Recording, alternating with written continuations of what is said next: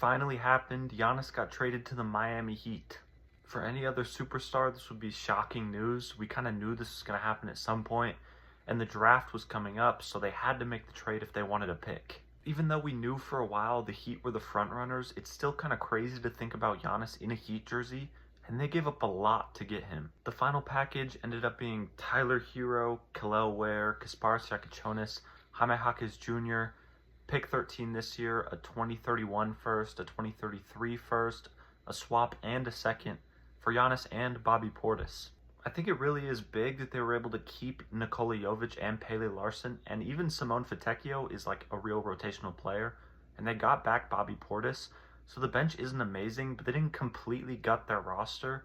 They have like 7 or 8 guys that are real rotational players, and they can still rebuild in free agency. There wasn't really a way for the Heat to get Giannis without giving up a lot. The only team that could have done that is like the Celtics, but the Bucks decided they would rather have a bunch of young players and picks rather than just Jaylen Brown. And for the Bucks, Kel'el Ware and Kasparas Yakachonis, even Jaime Jaquez a little bit, are good young players to take chances on.